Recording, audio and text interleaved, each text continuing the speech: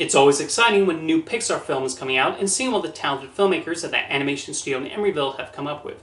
This time we have an outer space adventure with Elio, which tells the story of a young boy who ends up encountering aliens. Sounds simple enough, but I thought where they took this concept showed a lot of creativity and heart. What most stood out to me about Elio is the title character himself and what drives him. The film properly establishes him as someone dealing with loss and feeling isolated from the world around him and other children, but then develops a fascination and interest in outer space and aliens, and it becomes something that brings a lot of comfort and escape for him. I feel like that taps into something a lot of people, particularly children, can relate to, and I think a lot of viewers will see themselves in Elio. There's something sweet about the way he becomes interested in this topic, with one of the early sequences being a well-done montage set to the Talking Heads song Once in a Lifetime. There's such an immediate sympathy for Elio, with his design animation also giving him a lot of charm and likability. When he eventually gets abducted by aliens, the film bursts with color, and I love the details they gave the various alien species and how they function. A lot of thought has clearly been put into the aliens, and they managed to have their own unique qualities and aspects that stand out. For example, a detail I found funny was that one of the alien leaders is constantly with a drink in his hand. The world shown here also looked distinct in this film, with its alien United Nations having a luminescent look to it, and around every corner is a fun new thing Elio can do. A large amount of credit for this goes to longtime Pixar production designer and Oscar-winning visual effects artist Harley Jessup, who was instrumental in making the locations come alive. However, they're not merely there for the sake of production design or a quick gag.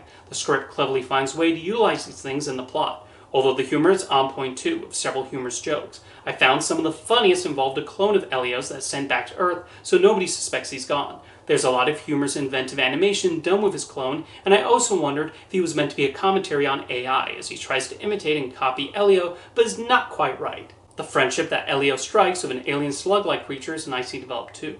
There's something amusing about this perky personality coming from something that could have also been a creature in a horror movie. The world building with that alien slug society and how it functions shows a lot of creativity and allows some insight into those characters, especially Lord Grigon, the main villain in the movie who's trying to conquer the galaxy. Honestly, what I found myself most comparing Elio to is Craig McCracken's animated series Wander Over Yonder. That show also brought a colorful and bubbly aesthetic to an alien world and featured all kinds of different creatures. I can definitely imagine Yonder interacting with Grigon or him getting into arguments about world domination with Lord Hader.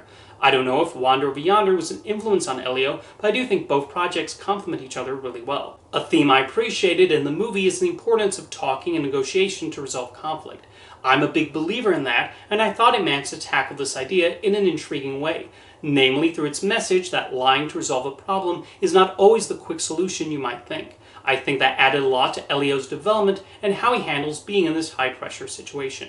Now, for those who've been following the production of Elio for a while, you might remember that the original teaser was released 2 years ago, before it was delayed to rework the story. After watching the movie, I went back to look at that teaser, and it's interesting what was changed. Elio went from being afraid of his abduction to being excited, and Grigon's role appeared to be different in the earlier version. Another change was that Elio's mother became his aunt instead, and she even got a new voice actress, with America Ferrera replaced by Zoe Saldana.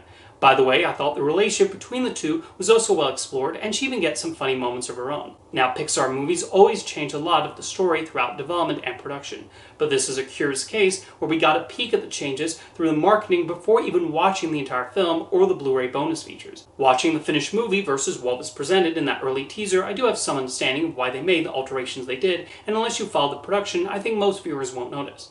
Another significant change was also the directors. The film's original director was Adrian Molina, who previously co-directed Coco, while Turning Red director Domi Shi and Madeline Serafian, the director of the hand-drawn Pixar short Burrow, became the new principal directors. Molina still got a directed by credit, albeit later in the credits.